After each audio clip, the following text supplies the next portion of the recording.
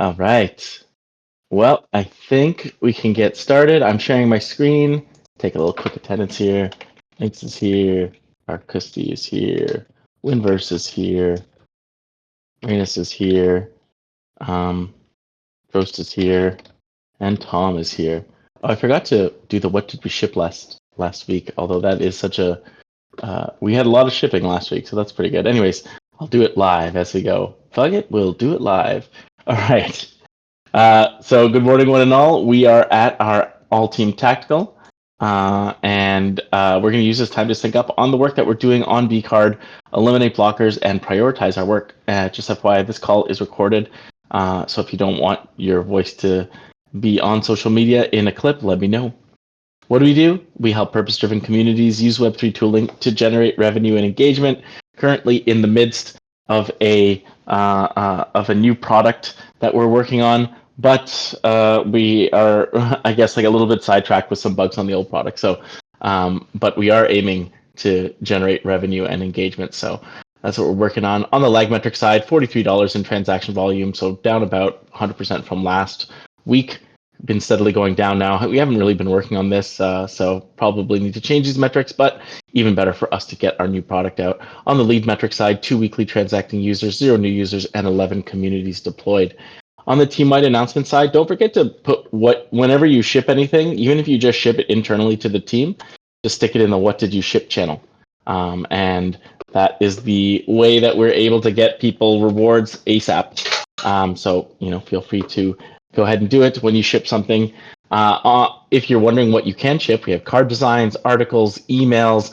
We're looking for people to start calling nonprofits. We're always looking for people to help us get more depositors into our Black Flag Collective pool.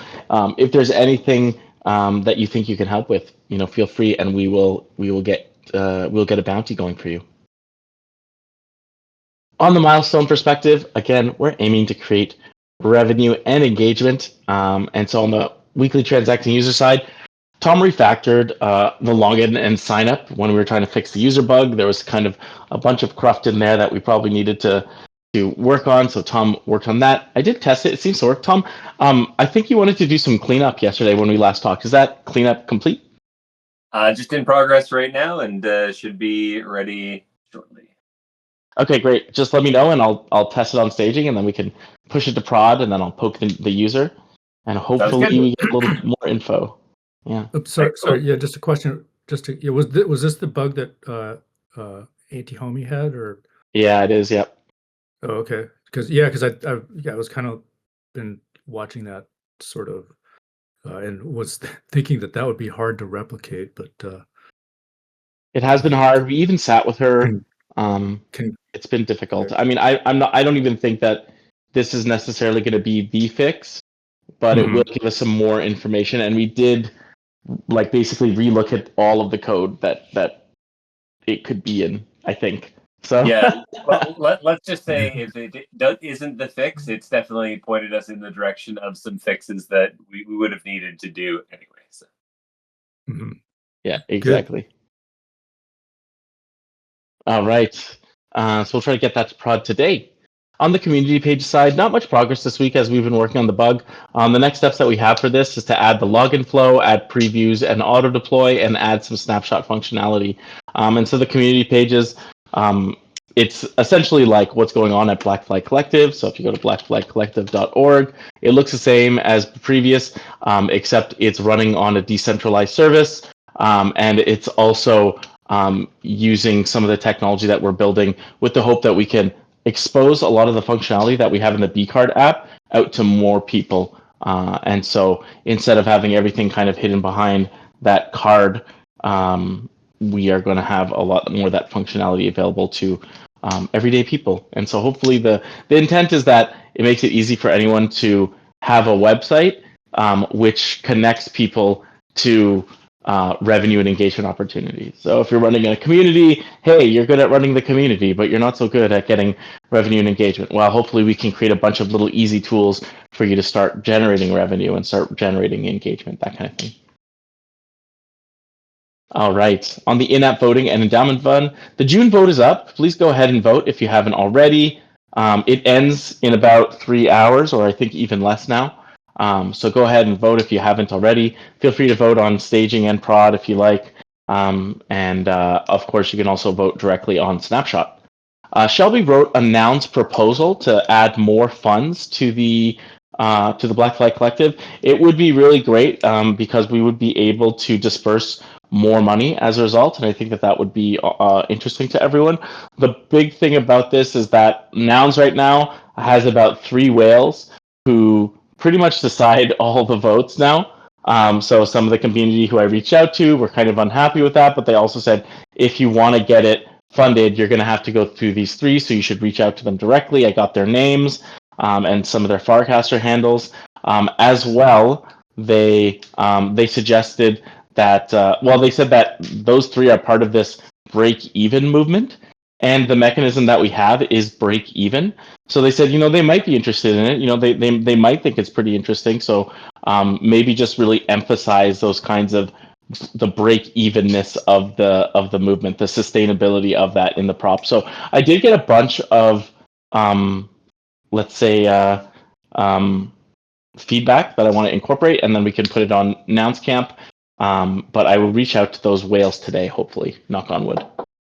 And so the next steps on this front are to disperse this month's funds after lunchtime today. For me, they'll be available to disperse or ready to disperse, and share on socials, and then also poke those Nouns whales and update the prop.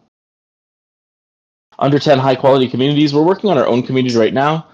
So Arkisty's been working on historical accounting and a blog post. We also this week posted top token earners on social and in our user chat. And so that was kind of, or maybe it wasn't the user chat. Maybe I put it into the, where did I put it? Into the announcements? I thought I put it in the user chat. Oh yeah, no, I did put it in the user chat. Yeah. So we had the top token earners there. The idea is like instead of focusing on getting new users, instead of focusing on getting new contributors, let's focus on making all the contributors that we have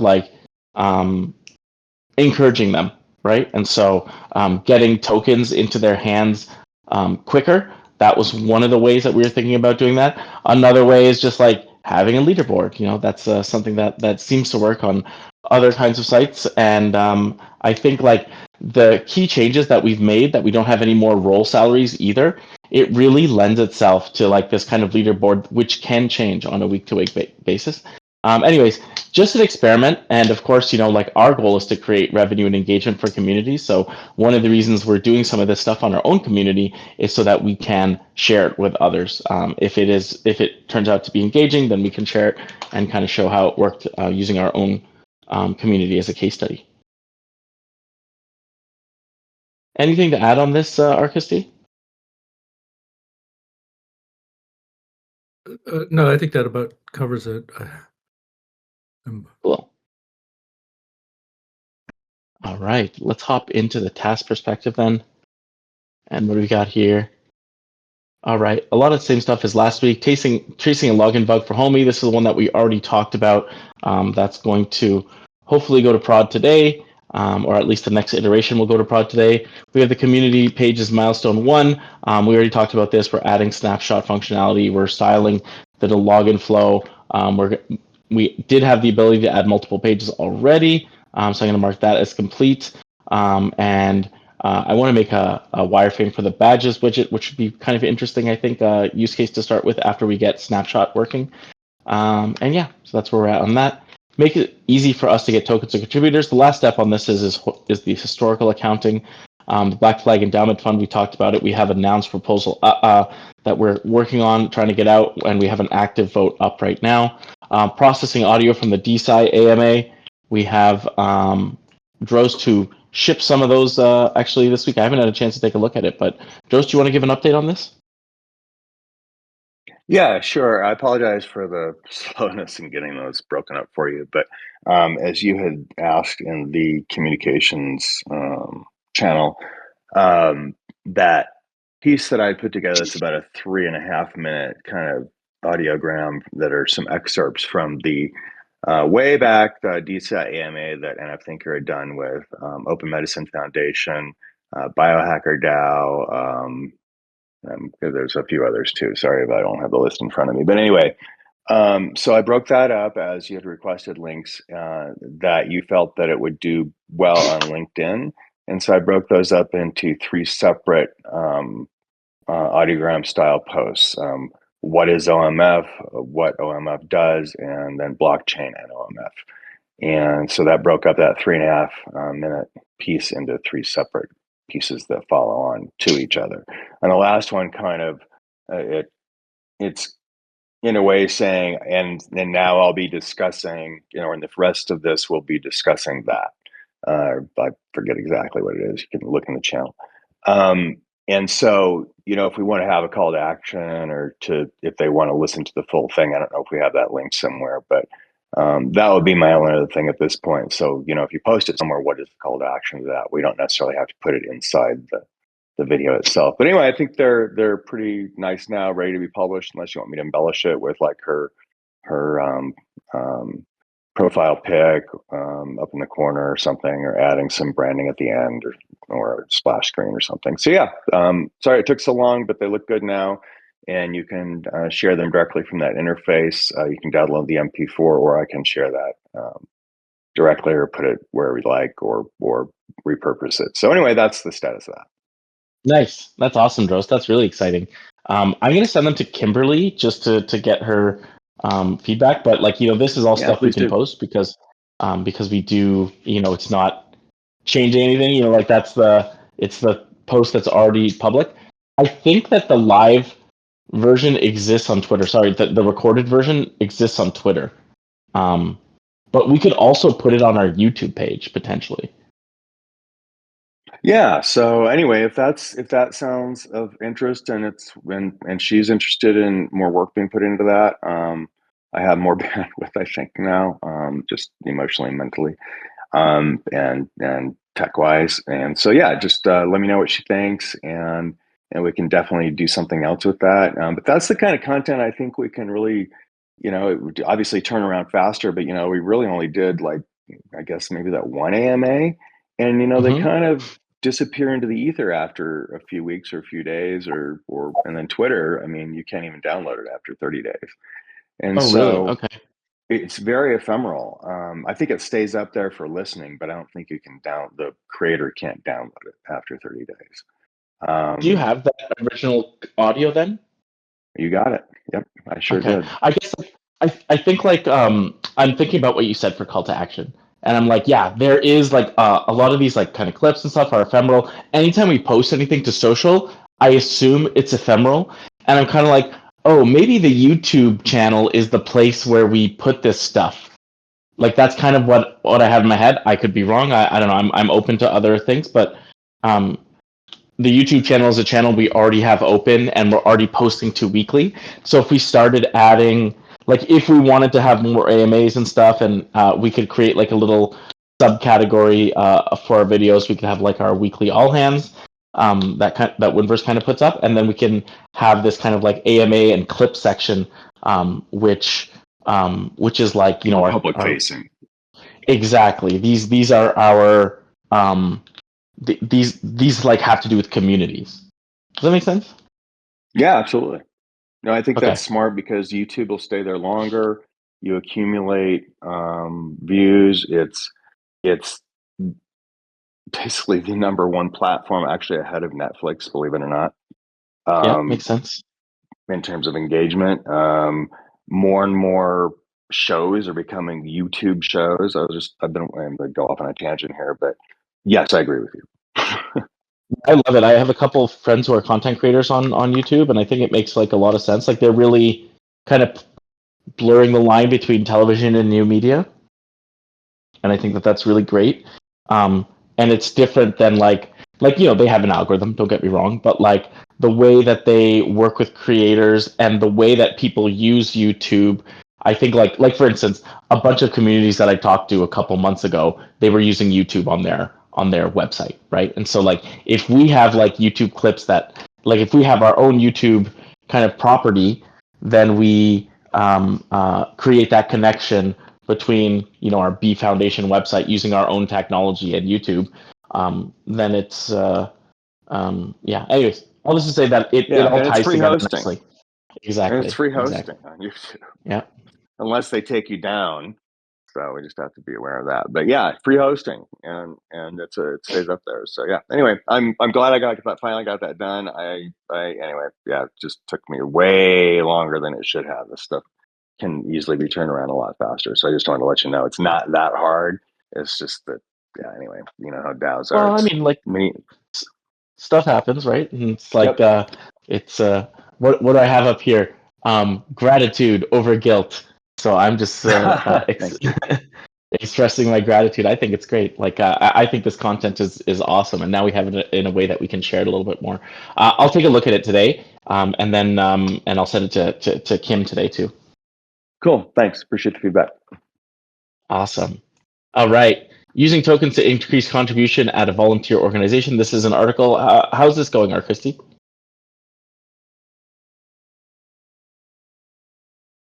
I didn't get a chance to do much on it in the last couple of days, but maybe I'm back where I can maybe put a little bit of focus on it. Sweet. Yeah, I think it could be a good article. All right, so that's it from a task perspective. And unless there's anything else going on here that we want to talk about, I mean, I know that we have the nouns thing, but I think it's reflected here, the nouns proposal. But other than that, anything else that we want to talk about that's the task that we're working on? No? All right. What did we ship last week? Okay, here, let me grab all the stuff from the What Did We Ship channel. Okay, it's not the most, let's say it's not the most, when I paste it, it's not that great, but let's see. Links ran the all hands for 2 hours.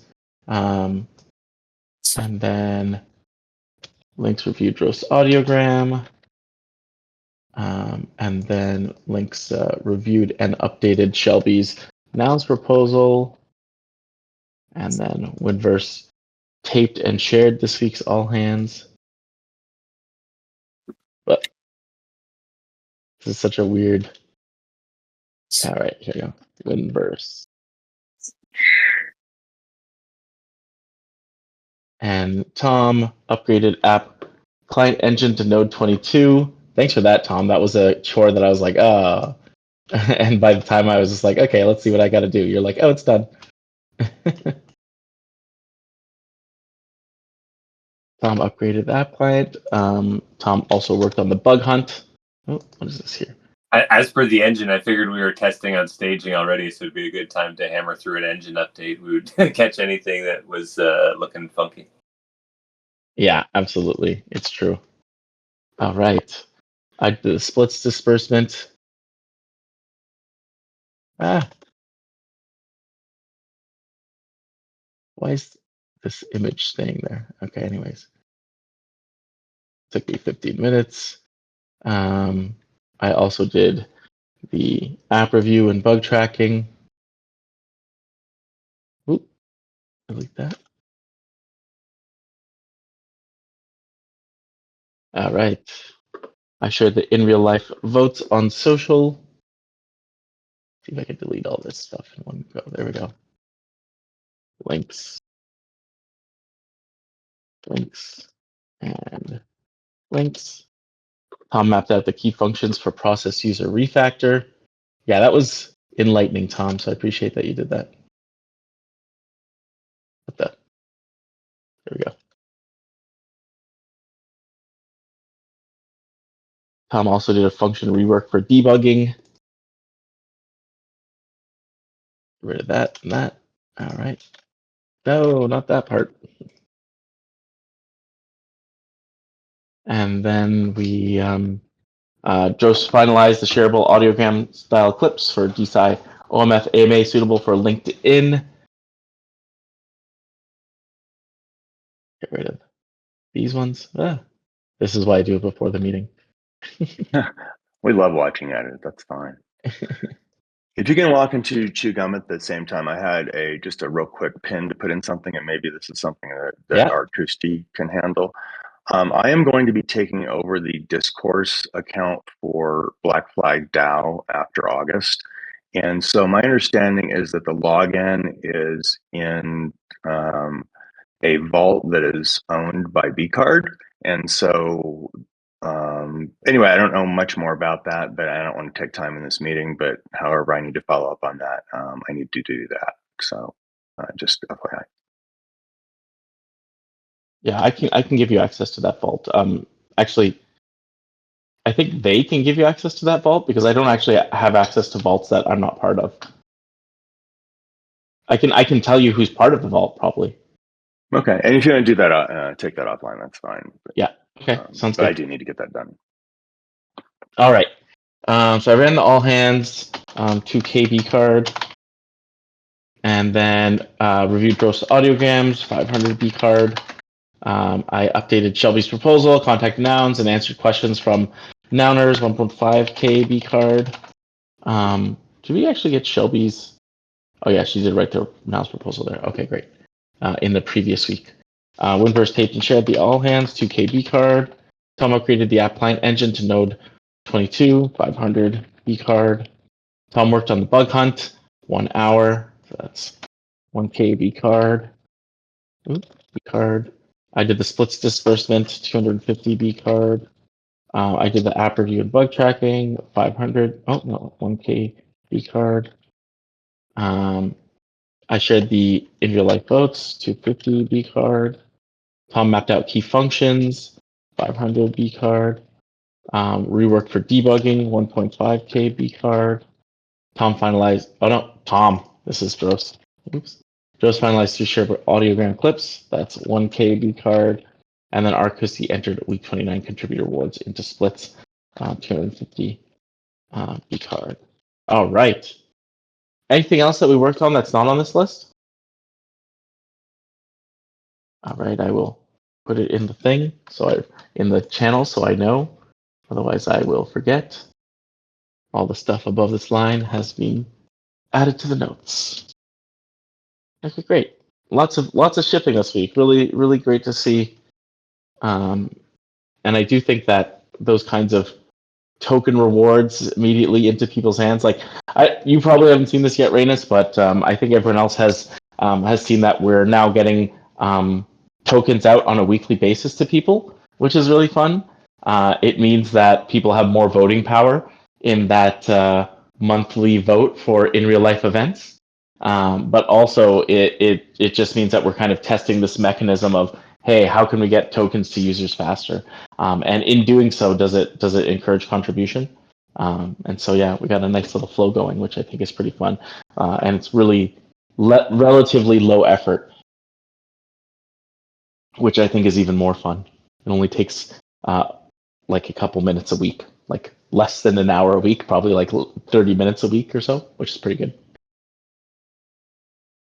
All right. So into the discussion, I was thinking we might talk about why we're a nonprofit. There's a lot of implications of that decision, and we made it, a while ago. But I think it's good to just revisit it every once in a while, especially for people maybe you forgot, maybe you just never knew why. But I think it's good to talk about it. I didn't get a chance to fully flesh it out in text on there, but luckily we are recording this meeting so we can have it in posterity. So why are we a nonprofit? When we first started BCard, we looked at a couple of different options, including being a kind of for-profit company. But like some of the things that we wanted to accomplish, mainly around the kind of community aspect and the ownership aspect, it basically precluded us from getting VC investment. So like I think one of the things that we really wanted was that users, investors, and the people who are working on it, contributors, are all having ownership in this organization. And that was kind of a no-no for any VC. Like they really saw that, and kind of in a lot of senses, it reduces their share. And so definitely wouldn't work for VCs. The way we ended up financing this was through donations from patrons. And the intent is for those patrons to have a pretty big say in the organization itself, but it's not that say isn't really worth anything unless the organization is actually accomplishing something. So what we really need to do is make the organization accomplish something, and then we can have this kind of idea that the people who, like our patrons, our users, and our contributors all have an equal say in the direction of BCard and the B Foundation in general. And so, like, why nonprofit? Why not some of these other things? Like, the end goal of this, as I was saying, like, is kind of to be a co-op of sorts, not like a traditional co-op that like you have a bank and everyone has like the exact same share and like it's like a straight democracy, but more like a co-op where, depending on your level of contribution, depending on your level of patronage, depending on your level of usage, you might have more say. And so it is, in essence, like the end state that we're looking at creating is different than any other kind of organization that exists right now. And for us, it made the most sense to put this as a nonprofit. And the reason for that is, well, first of all, it means that we can kind of interact with communities and say that we're a nonprofit because we're not aiming to do this. It eliminates the need for us to like focus on revenue above everything else. It kind of takes the pressure off so we can work on this over the long term, but as like a volunteer organization rather than a paid organization. It really sets the tone for what we're trying to work on week after week, while leaving the door open for that kind of end state. But there are other reasons as well, which are like, I think, a little bit more ideological and militant, which I'll get into.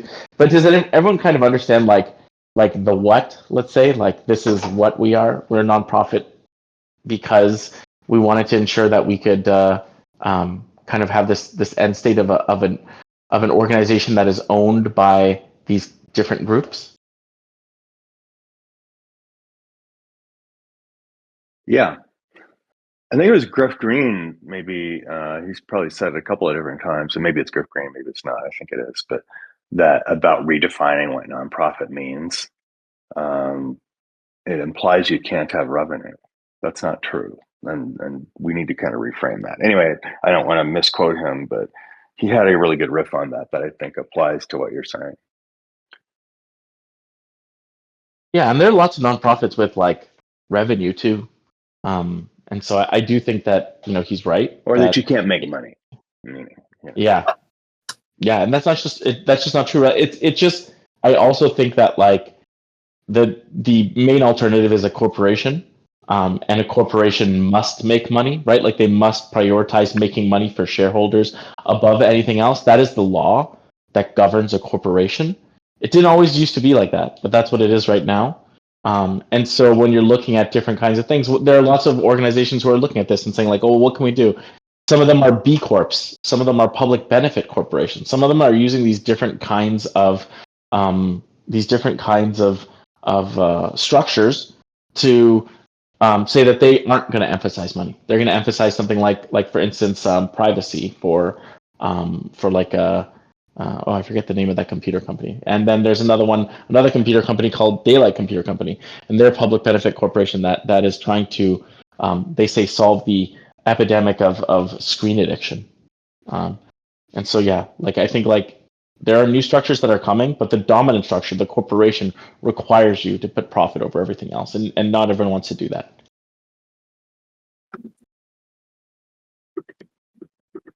Tom, I see you unmuted. I wasn't sure if you had like something you wanted to say. Oh yeah, I was just gonna agree, and I think Mick mentioned back a couple of years back at the formation of the organization. I remember the regulatory clarity being such a nightmare around the formation of all organizations that like the legal liability was like top of mind for a lot of people for fear of getting pinned with something because we called ourselves a crypto org. Exactly. Yeah, there was a lot of legal liability issues as well, which aren't as bad now, but they still exist. And I think like another reason why is when we were looking at, like, we're all from this bankless group, right? Like I think like the idea of banklessness was also kind of top of mind at the time. Like originally we were bankless card. The intent was to try to create a card that we owned, a card for the people, by the people, for the people kind of thing. And it came from this idea that a lot of these financial services companies, they're very rent seeking. And when I say rent seeking, what I mean is that they want to extract money for not doing much. Now, I don't think that this was always the case, right? Like there's a lot of value in financial services. Hey, I don't have the amount of money I would need to buy a car or a home or something like that. I would like to borrow it from you and pay you back a little more. And that there's value in that. Like the amount of money that you're paying, there's value there, right? So you can have that home or car now. There's other financial services that you have, like, hey, I would like to transfer my money. They used to like that used to be the main business of Venice was was banking and transferring money large distances, and just like your money being available in multiple cities was a huge value. And I think like in general, there's a lot of value that you can get from financial services. And then there is what we're getting right now from financial services, which is like kind of every year they are increasing costs, they are decreasing service, and it's all for their own profit and less for and less for the user's benefit, and less for society's benefit. And I think like ultimately, when we're talking about like, hey, we want to create a card for regular people, for communities, that kind of thing, that's another behavior that we are trying to avoid. Hey, we don't want to turn into those traditional banks. We want to do something differently. And so I think that like if you want to do something different, you really have to look at like we kind of looked at, well, what's the problem here? The problem was that the longer you go with a mainly profit driven organization, it's always going to kind of devolve into this institutified view of things. Yeah, so that's those are some of the reasons we're nonprofits, but I don't know, just opening up the floor. What do you guys think of it? Like the fact that we're a nonprofit. Yeah, what do you guys think about that?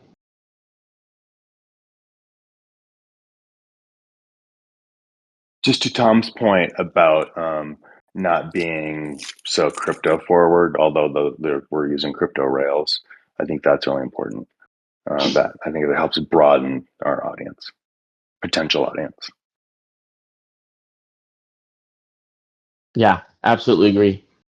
I mean, I've been very critical of the the new base Farcaster client versus the Farcaster client, which is a weird way to say it, but basically they are trying to bring crypto further front and center to people's faces. So every post that you have, you can buy a fixed supply of coins related to that post, and the idea is that like, oh, then you can sell that when the price goes up if more people buy into it. Very zero sum, very kind of cutthroat for creators as well. Like it sets up a situation where to make money you have to kind of dunk on your audience, which is like what? It's not a great situation. And Farcaster, they created something else, which is essentially for every post, there's an auction to see who owns like an NFT of that post. And that I think is like a lot more creator forward. You don't have to know anything about crypto to use it. You do have to have money in the crypto ecosystem, but they also give out money on like a weekly basis if you're doing casting and stuff like that. If people tip you, so you do have to have money on the ecosystem, but you don't have to like figure out how to on ramp that money. You can earn that money there. That was something that was really powerful for Bankless DAO. I didn't put any money into the crypto ecosystem at all. I earned what I got from Bankless DAO and several other DAOs. And that was really powerful because it allowed me to enter the crypto ecosystem with almost no risk except my time, right? Which definitely is a risk. But ultimately, yeah, I think you're right. Crypto forward versus, let's say, utilizing crypto tools without having to shove it in the user's face, I think is a big difference.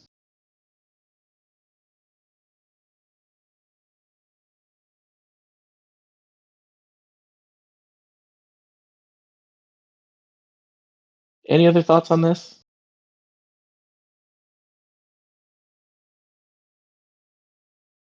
No? Arcus, I see you unmuted. Yeah, well, yeah, I guess a lot of thoughts, but I'm kind of like balancing off being really tired versus having just finished my third cup of coffee, so I don't know. No, It's a tough no, line. yeah, how I'm gonna get any thoughts together, but yeah, well, I mean, I was thinking about a few things like I mean, you had mentioned about like or earlier about like how uh, uh, nouns, or there was kind of a current focus on stuff that's uh, what was it, just breaking even or Break something even. like that. But I think that like when you're talking about like a you know something that's purely business versus something that's like more of a public good, there's a huge space like kind of between those two extremes. Um, and like being a nonprofit or not really, uh, I guess, responsible to uh, investors purely on a financial and capital sense. It gives you the option to try a lot more things. Um, I mean, obviously, you have to find stuff that works. Um, but Yeah, it gives you I options and that you don't have otherwise. yeah, and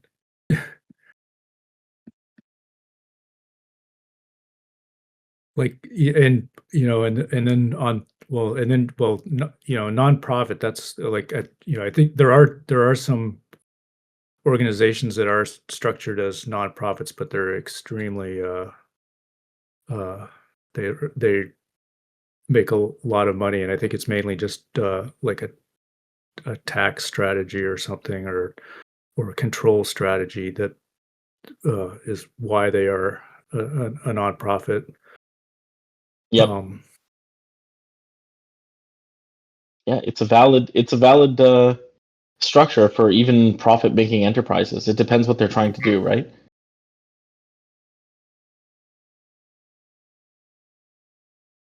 Yep. No, I think it's a great point. I think like um yeah, and I was like yeah, I guess I'm like wondering like there were some examples that I can't remember now for nonprofits where it's just like you're surprising it's surprising that they're nonprofits. Surprising yeah, Sorry, well, I'm just I looking. mean, part of the Novo Nordisk uh, uh, structure, it's owned by a nonprofit foundation, The and which that one? The Novo. Novo Nordisk, the uh, like they have Ozempic and Oh uh, wow. but I mean that's part. I think part of that is control reasons, and then part of it is probably like uh, you know jurisdictional tax reasons. But Yeah. Yeah, the Mayo Clinic, which is a world-renowned hospital Mhm. and research center, NPR, Harvard University, Well, Howard yeah, Hughes well, Medical yeah, Institute. Yeah, the I mean, Met, yeah, they're Goodwill. Pretty interesting. Sorry, was I cutting you off? oh, no, but but then I think it's you know probably for a control reason, because like if versus something that's a company that is responsible, and it's kind of boiled down to just being uh main goal is maximize shareholder value, and it can be at the expense of a lot of other things. Yeah, um basically like extracting from customers to uh, about the point where they uh, you can't bleed them anymore. yeah. And then they move on to the next one, right? Because their goal isn't for Right. the organization to survive over the long term. Their goal is for the organization to make as much money as it can. Yeah. So Cory Doctorow calls this intuitification. I've talked about it before, but like just this idea, like especially based upon like our modern way of like funding um, and creating organizations, it's all based upon this idea of creating profit. So first, you basically give stuff away to entice users. So it's like really user forward, and then your users become the advertisers or the people you're selling to. So it's free for the users, but you're actually selling something of theirs, and you optimize the platform for these businesses. And then finally, you get to the extractive point where you remove, where you optimize for your own revenue and you remove other kinds of benefits to businesses and users of the platform. And it Yeah, and I think has happened over and over again. yeah, and I was going to say, I think if like, so I guess like, so if an organization takes VC money, I think the expectation is that they're going to have to go down that path. Yeah, or absolutely. the VC investors are going to force them down that path. And that's how it works. I think we've seen some examples in the space where like it's killed the organization because they've took the VC money, and I'm kind of thinking of like Cabin. Oh yeah, you think so? Like specific. Well, I mean that was like they took VC money, but in a way they were kind of trying to do something that was maybe like between a public good and a business. Yeah. And I think that they just couldn't get something to work that met the bar of the VC investors. Yeah, because they're always going to want you to go for the most possible growth. Like for a VC investor, if you have a $10 million a year business, that's not a good outcome for them. That's not why they're signing in. But that's a good outcome for like pretty much most other people in terms of revenue. Right? And the thing is that, I mean, I think that there's stuff that creates value, like a lot of stuff in the world that does create some value, but it's just not going to meet the bar of that pure capitalistic play or whatever. Yeah. And it's totally okay, right? But I think like a lot of people think that they need VC money to do anything, and that's just not the case.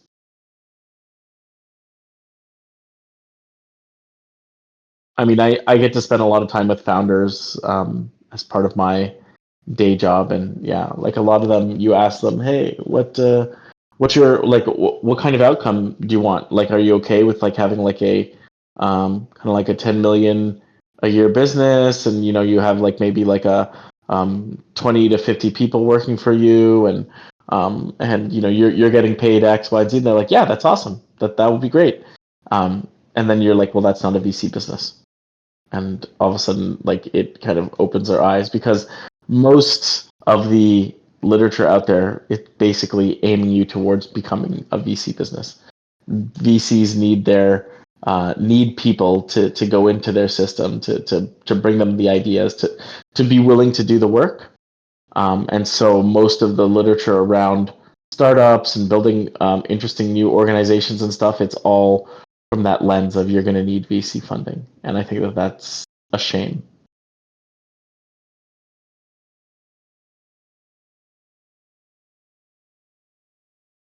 Yeah. Anything else we want to say on this topic?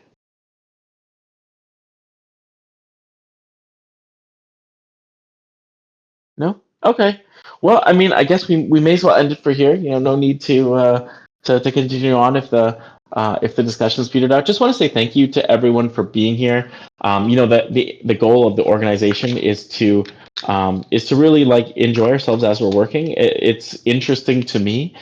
It's not just what we're producing that's interesting. It's creating the organization that we want to work in itself. It's the work in the organization as much as it is the work that the organization is producing for me. And so I just want to thank you for being part of the organization. I think that it's really important that we all enjoy ourselves here, because if we're not enjoying ourselves, then we're not really creating anything different. And I think that that is really what we're here to do. So thanks to all of you for being here. Really appreciate it. Thank you, Lynx. Thanks, everybody. Let's keep. Likewise, thanks, something Lynx. cool. And since we're in, I'm sorry. Go ahead, Tom. I'm done. Oh, I was just going to say, Lynx, since we're done early, if you have 5 minutes, that would be cool. But anyway, thanks a lot. Yeah, Appreciate absolutely. it. Great meeting today. Okay, all the best. Talk to you later. Thanks. Bye. Thanks. Bye.